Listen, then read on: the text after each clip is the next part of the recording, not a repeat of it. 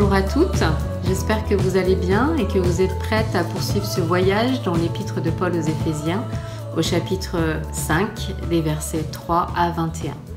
Ce qui m'a le plus marqué dans ce passage, c'est le fait que nous avons la possibilité de faire des choix.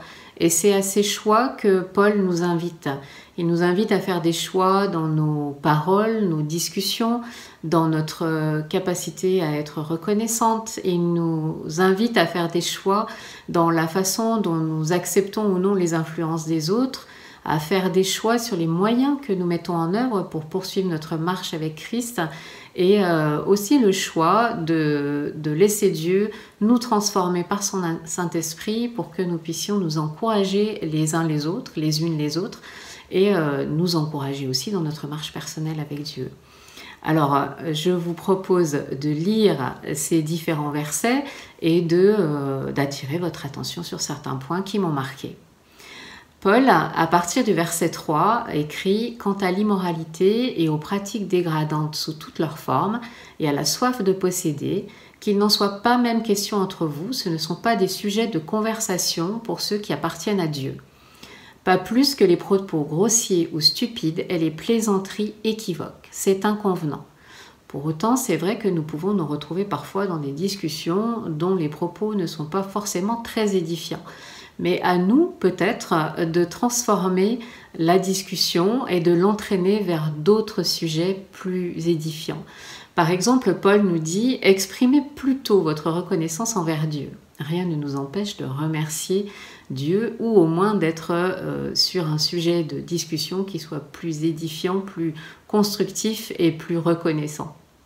Et Paul continue « Car sachez-le bien, aucun homme qui se livre à l'inconduite, à l'impureté et à la soif de posséder qui est une idolâtrie n'a d'héritage dans le royaume de Christ et de Dieu. » Et pour poursuivre, Paul nous dit également que nous pouvons faire le choix de ne pas nous laisser influencer par n'importe qui, de choisir nos influences et surtout d'être influencés dans nos choix de conduite par le fait que nous sommes des enfants de lumière, donc notre nouvelle identité en Christ, et les valeurs qui plaisent à Dieu et qui correspondent à sa volonté.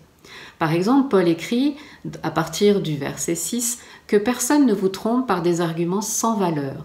Ce sont ces désordres qui attirent la colère de Dieu sur ceux qui refusent de lui obéir. » L'obéissance à Dieu est une forme de protection que nous avons. Ne vous associez pas à ces gens-là. Autrefois, certes, vous apparteniez aux ténèbres, mais à présent, par votre union avec le Seigneur, vous appartenez à la lumière. Comportez-vous donc comme des enfants de la lumière. Car ce que produit la lumière, c'est tout ce qui est bon, juste et vrai. Nous pouvons faire le choix, de par notre nouvelle identité de lumière, de choisir, de continuer, de conduire notre vie vers ce qui est bon, juste et vrai. Ce sont là nos points de repère et non pas les arguments sans valeur dont Paul parle au verset 6. Et Paul poursuit au verset 10, « Comme des enfants de la lumière, efforcez-vous de discerner ce qui plaît au Seigneur. Ce qui plaît au Seigneur sera nécessairement bon, juste et vrai. » Ne participez pas aux pratiques stériles que favorisent les ténèbres, mais démasquez-les plutôt. Encore une fois, Paul attire notre attention sur le fait que nous devons réfléchir, être attentifs, être en veille sur ce qui se passe autour de nous, sur ce que disent les personnes autour de nous et sur les valeurs que certains voudraient que nous embrassions à la place des valeurs de ce qui est bon, juste et vrai. Tout ce que ces gens-là font en cachette est si honteux qu'on n'ose même pas en parler. Mais quand ces choses seront démasquées, leur véritable nature paraît à la lumière. Or, ce qui paraît à la lumière est lumière. De là viennent ces paroles « Réveille-toi, ô toi qui dors, relève-toi d'entre les morts, le Christ fera lever sa lumière sur toi. » Restons dans la lumière, dans nos relations avec ceux qui nous entourent. Et choisissons les bonnes valeurs. Mais comment choisir ces bonnes valeurs? Alors Paul poursuit au verset 15 à 17 sur les critères, les moyens même, les moyens que nous pouvons mettre en œuvre pour faire les bons choix. Et ce moyen principal, c'est la sagesse qui nous vient de Dieu. Paul écrit « Veillez donc avec soin à votre manière de vivre. » Donc, toujours, nous devons être en veille. Ne vous comportez pas comme des insensés, mais comme des gens sensés. Nous avons à faire le choix de nous comporter comme des gens sensés. Et Paul poursuit en nous disant « Mettez à profit les occasions qui se présentent, car nous vivons des jours mauvais. C'est pourquoi ne soyez pas déraisonnables, mais comprenez ce que le Seigneur attend de vous. » Paul nous demande de faire appel à notre intelligence, de faire appel à notre bon sens, mais à un bon sens divin, à un bon sens qui vient de sa parole, pas juste le bon sens de tout un chacun. Et puis pour clore ce passage, des versets 18 à 21, Paul mettra l'accent sur le rôle du Saint-Esprit dans nos vies. « Ne vous enivrez pas de vin, écrit-il, cela vous conduirait à une vie de désordre, mais laissez-vous constamment remplir par l'Esprit. Ainsi, vous vous encouragerez mutuellement par le chant de psaumes, d'hymnes et de cantiques, inspirés par l'Esprit. Vous louerez le Seigneur de tout votre cœur par vos chants et vos psaumes, et à tout moment et pour toute chose, vous remercieriez Dieu le Père au nom de notre Seigneur Jésus-Christ.